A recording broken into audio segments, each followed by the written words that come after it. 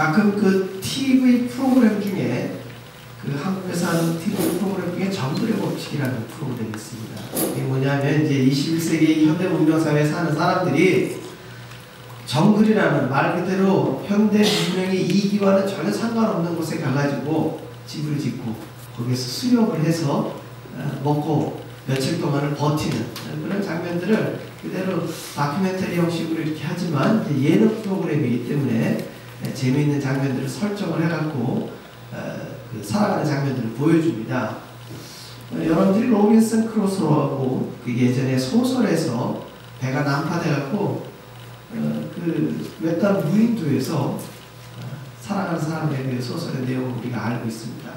만약에 여러분들이 정글이라든지 혹 배가 난파돼갖고 무인도에 간다면 여러분 무엇을 가지고서 살 수 있을 거라고 생각을 하겠습니까?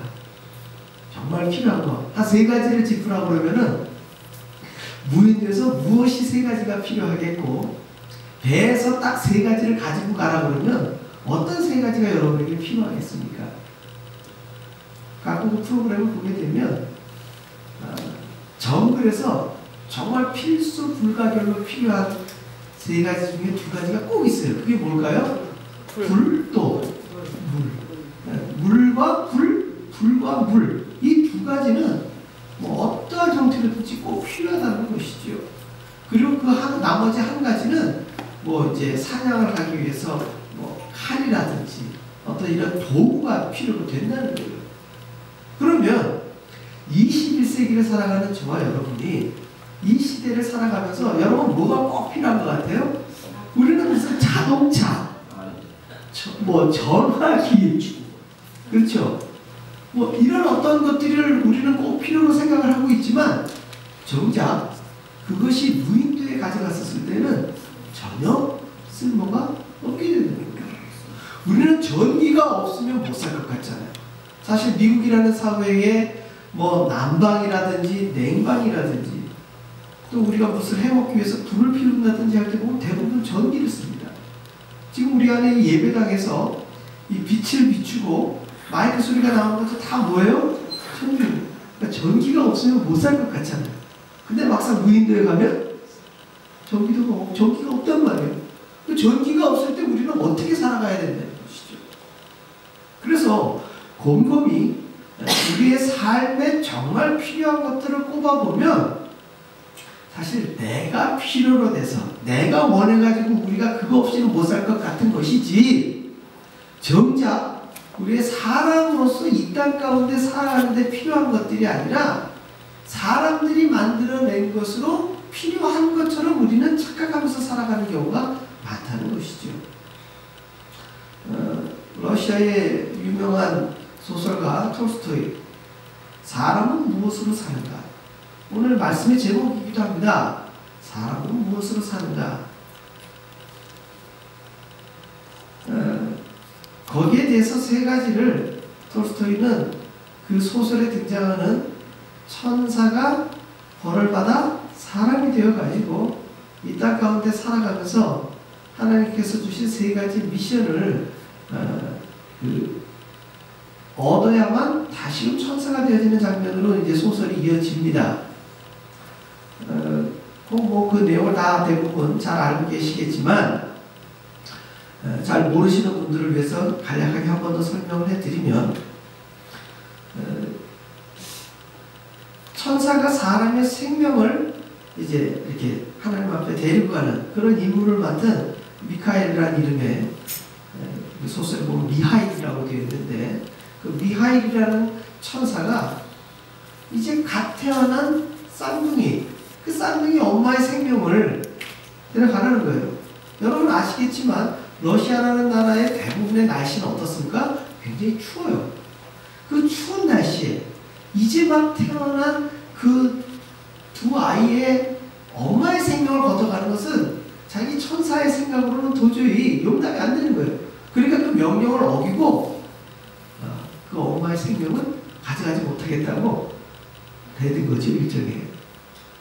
그랬더니 벌을 내린 거예요. 감히 하나님의 명을 어겼기 때문에 그 천사의 날개를 떼버리고 사람으로 만들어버린 거예요. 그리고 다른 천사를 통해서 그 엄마의 생명은 가져가게 된 것이죠. 추운 러시아의 날씨에 발가벗겨진 천사의 몸으로 어느 마을의 구석에 그저 사람의 약한 육신의 몸으로 오게 된 이 미하일은 그 지역에 구두를 만드는 시몬이라는 사람이 거두어서 그 집에서 우리가 익숙한 단어 시다 시다도 구두장의 그 도움을 받으면서 살아가는 장면들이 이어져 갑니다. 그 속에서 이제 사람들을 만나죠. 어떤 부자가 자기의 아주 멋진 장화를 만들으라고 비싼 그 가죽을 갖고 와가지고서 다 호통을 치고 거듭먹거리면서 장화를 만들어내라고 하면서 다 이야기를 합니다. 근데 미하일은 빙그레 웃습니다. 그러면서 그 부츠를 만들어야 될 그 신발을 가지고 뭘 만드느냐? 죽은 사람한테 씌우는 슬리퍼를 만들어 버립니다. 그러니까 시몬 이 주인이 깜짝 놀랐죠. 그 비싼 그 가죽을 가지고서 슬리퍼를 만들어 버렸으니 이걸 물어낼 수도 없고 이거 큰일 난 일 아니겠습니까? 근데 그 다음날 새벽같이 누가 찾아와요? 그 집에 종이 옵니다. 주인이 갑자기 밤새 죽었으니 장화를 만들지 말라고 슬리퍼를 만들어. 어떻게 된 이유입니까? 천사는 그 거들먹거리고 온 부자의 뒷모습에 누가 같이 온 걸 알고 있었어요? 일찍이 자기가 똑같은 일을 했던 생명을 걷어가는 천사가 그 사람 뒤에 있는 걸 본 것이에요. 그렇게 이 신발을 만들며 살아가던 미하일에게는 사람에게 필요한 세 가지가 무엇인지를 깨닫게 됩니다. 심지어 맨 마지막 장면에는 자기가 엄마의 생명이 없으면 죽을 것 같은 그 쌍둥이 두 자매가 어느 날 예쁜 그 신발을 만들기 위해서 그 집에 온 거예요. 그 집에 왔었을 적에 자기는 그 아이들이 살지 못할 거라고 생각을 했지만 다른 여인이 그 아이를 거둬서 그 두 아이가 이쁘게 자라가는 장면을 보게 된다는 것이죠. 결국 자기는 그 사람이 살지 못할 것 같고 어린 생명이 살지 못할 것 같았지만 결국은 다른 이의 사랑의 손길에 의해서 살아갔다는 것이죠. 그래서 하나님께서 내가 준 세 가지 질문의 답을 미하일은 찾아냈죠. 첫 번째는 뭡니까? 사람의 마음속에 무엇이 있느냐는 거예요. 사람의 마음속에.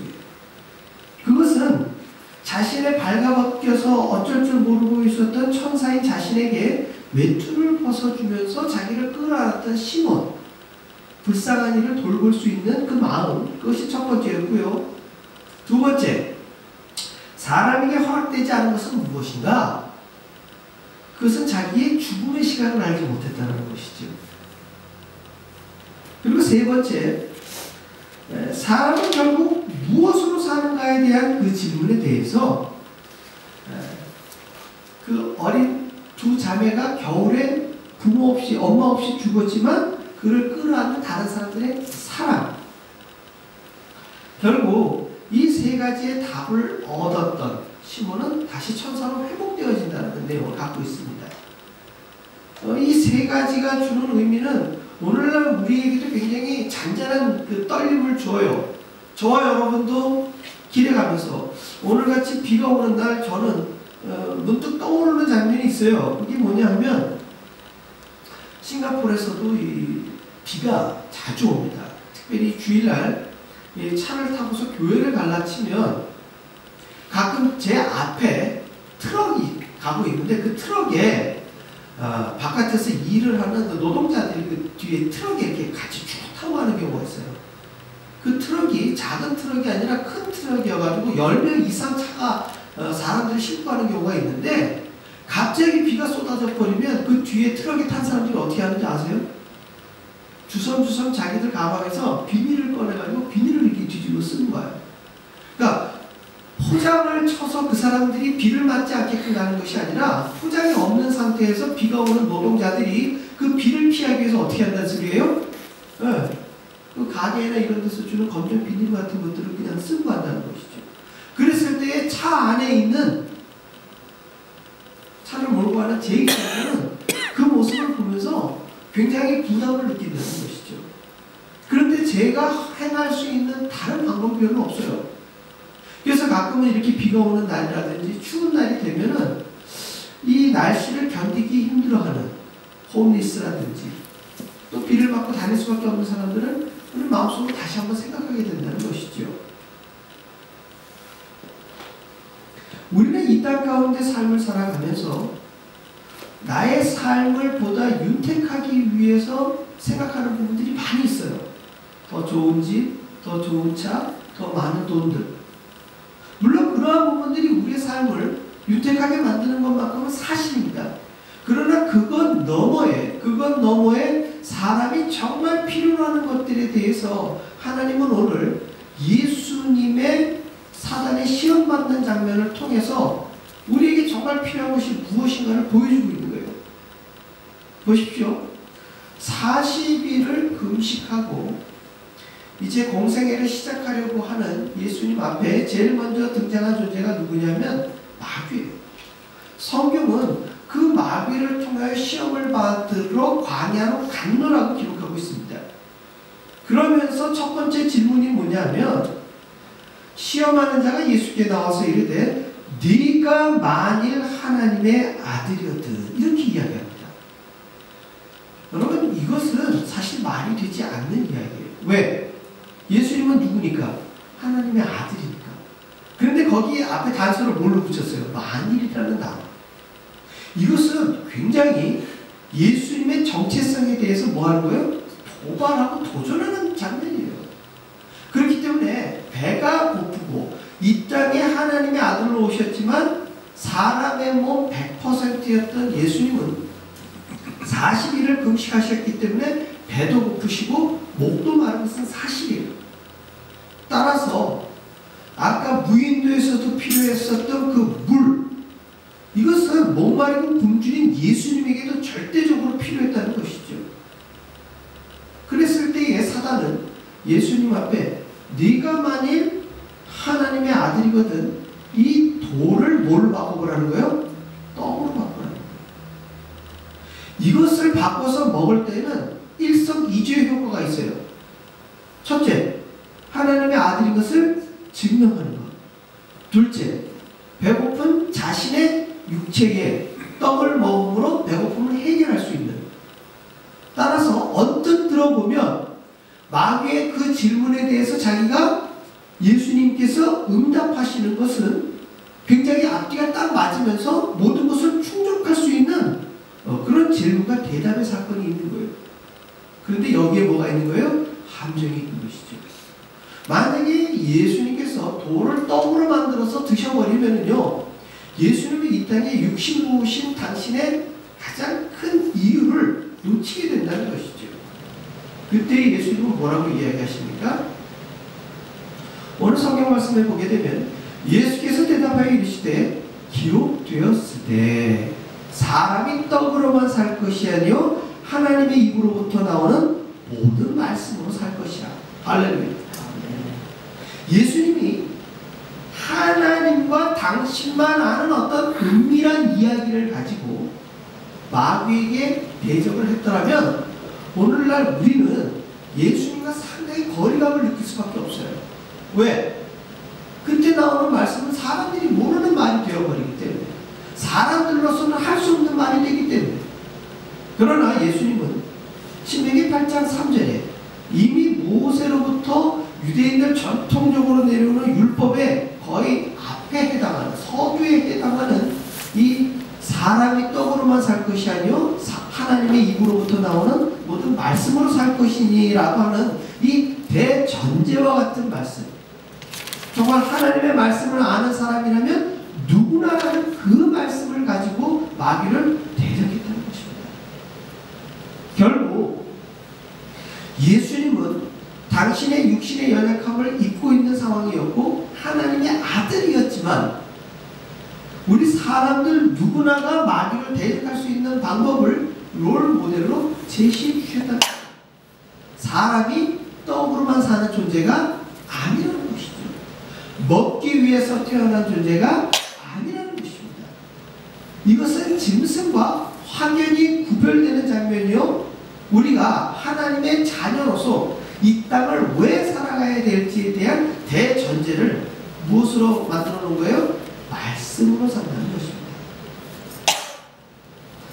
두 번째 질문에 또 이렇게 질문을 합니다. 거룩한 성으로 데려다가 성전 꼭대기에 세워놓고 하는 말이 네가 만일 하나님의 아들이었든.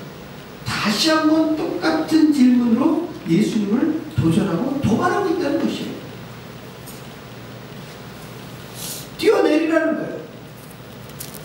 그저 사람의 육체의 몸으로는요, 조금만 높은 데서 뛰어내리게 되면 다치거나 심지어 잘못되면 어떻게 됩니까? 죽기까지 한다는 것이죠. 그런데 우리가 결과적으로 예수님은 하늘에서 오시기도 하셨지만 사도행전에 보면 다시 땅으로부터 하늘로 올리움을 받으신 분이에요. 그러니까 이 지구의 중력과는 전혀 상관없이 오르고 내리는 게 가능하신 분이에요. 그렇지만 이 장면에서도 우리 예수님은 마귀의 어떤 질문에 그대로 응답하는 것이 아니라는 것이죠. 뭐라고 말씀하십니까? 7절에 보면 예수께서 이르시되 또 기록되었을 때 주 너의 하나님을 시험하지 말라는 것이죠. 또 기록됐다는 얘기는 뭐예요? 이 말씀 역시도 이미 시편에 기록된 말씀을 가지고 신명기에 기록된 말씀을 가지고 마귀를 물리쳤다는 것입니다. 우리는 이 말씀에 주목할 수밖에 없는 것이 예수님이 이 땅에 오신 비밀은 누구만 아는 거예요? 하나님만 아셔요. 처녀가 잉태해서 아들을 낳는 이 형식은 전에도 없었고 후에도 없어요. 누구에게만 유일한 사건이에요? 예수님에게만 유일한 사건이에요. 그러한 상황 속에서 예수님에게만 있었던 이 특별한 상황 가운데에서 만약에 성전 꼭대기에서 뛰어내려서 예수님이 다치지 않고 하나님이 예수님을 받아들였다면 그 이야기 자체도 유일한 사건일 수 있어요. 그러나 예수님은 그리하지 않았다는 겁니다. 예수님은 이 사건, 이 상황 가운데서도 똑같이 무엇을 가지고 마귀를 대적했다는 거예요? 말씀을 가지고. 그 말씀도 하나님과 당신만 아는 은밀한 말씀이 아니라 모든 이 땅에 있는 하나님의 말씀을 아는 백성들은 누구나 할 수 있는 말씀을 가지고 대적했다는 것입니다. 마지막으로 또다시 마귀는 예수님에게 질문합니다. 마귀가 또 그를 데리고 지극히 높은 산으로 가서 천하 만국과 그 영광을 보여 이르되 만일 내게 엎드려 경배하면 이 모든 것을 내게 주리라.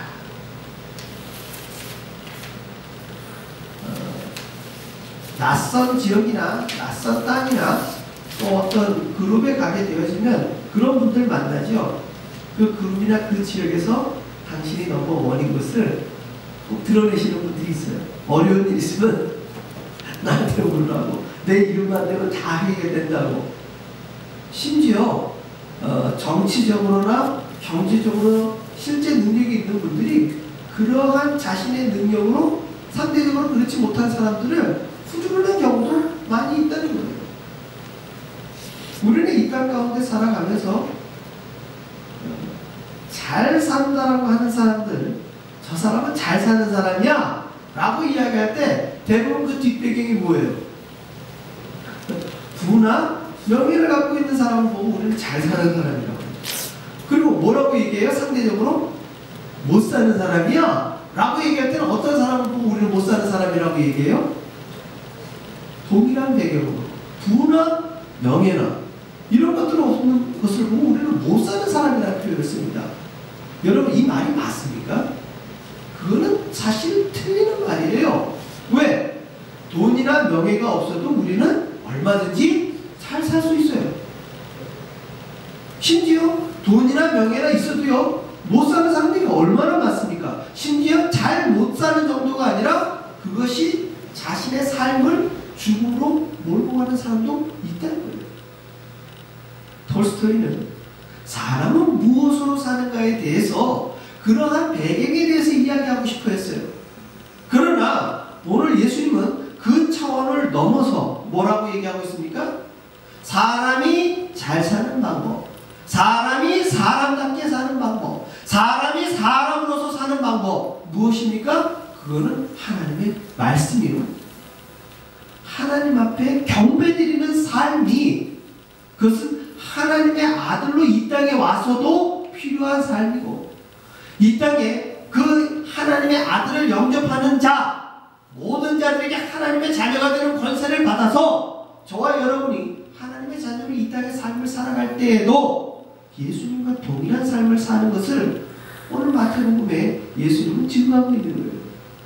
사람이 무엇으로 삽니까? 떡으로만 사는 것이 아니라 하나님의 입으로부터 나오는 모든 말씀으로 사는 거예요. 아멘. 누구를 경배합니까? 하나님을 경배하는 거예요. 언뜻 보면 돈 많은 사람 앞에, 능력 있는 사람 앞에 줄을 대가지고 나의 삶이 조금은 남보다 유택해지고 내가 조금 더 좋은 집, 좋은 차를 가지고 사는 것 같지만 그것이 궁극적으로 우리는 사람답게 사는 것이 아님을 오늘 마귀의 시험 가운데서 예수님은 정확하게 보여주고 있는 거예요. 마귀가 이야기합니다. 이거 보여줄 테니까 나한테 한번 전하면 이거 다 너한테 주겠다고. 예수님은 아시지요? 그게 다 누구 거라고. 그건 하나님 아버지, 당신의 아버지의 것이에요. 그럼에도 불구하고 그것을 가지고 자기 것이냐 거들먹거리는 마귀 앞에 뭐라고 대답합니까? 주 너희 하나님께 경배하고 다만 그를 섬기라. 긴 말 하지 않습니다. 이 말씀을 마침으로 성경은 마귀는 예수를 떠나고, 할렐루야. 마귀를 물리친 방법이 다른 어떤 초월적인 능력, 이 세대의 자연적인 어떤 방법을 거스리는 슈퍼맨의 능력이 아니라 저와 여러분이 동일하게 알고 있는 하나님의 말씀과 저와 여러분이 오늘 예배드리고 있는 하나님 앞에 예배드리는 이 사건만으로 마귀는 어떻게 됩니까? 떠나갔다는 것입니다. 저와 여러분의 삶 속에 오늘날 시험 당하는 것 같고 고통 당하는 것 같고 어려움 당하는 것 같지만 그거는 사실 우리의 욕심에서 비롯되는 거예요. 성경은 분명히 이야기합니다. 욕심이 잉태한 즉 죄를 낳고 죄가 장성한 즉 사망에 이르는 예수 그리스도의 보혈의 능력과 예수 그리스도의 십자가의 사건은 우리의 사망 권세를 깨뜨린 거예요. 우리에게 영원한 생명을 주신 놀라운 약속의 말씀이라는 것입니다. 이것을 믿고 순종하는 자에게 하나님은 말씀을 믿을 수 있는 믿음과 놀라운 이 세상의 모든 것을 가지신 하나님의 자녀됨을 오늘 예수님 한 분만에게만 국한된 사건이 아니라 그 말씀을 믿는 모든 이들에게 주시는 하나님의 능력이심을 오늘 마태복음 4장의 사건으로 분명히 말씀을 주시고 있습니다. 사람은 무엇으로 사는가? 불이나 물이나 사냥할 수 있는 도구도 아닙니다. 또 긍휼함이나 남을 돕는 마음, 이것은 필요로 됩니다. 그러나 핵심은 이것입니다. 하나님의 말씀으로 사는 것입니다. 하나님의 말씀으로 마귀를 대적하는 것입니다. 하나님의 말씀으로 하나님께서 맡기신 사역을 감당하시는 것입니다. 당신의 뜻이 아니라 하나님의 뜻이기 때문입니다. 거기에 하나님의 말씀에 담겨있고 하나님의 말씀에 하나님의 뜻이 담겨있습니다. 이 하나님께 경배하며 저와 여러분의 주어진 삶을 살아가시는 저와 여러분 되시기를 주의 이름으로 축원합니다. 기도하겠습니다.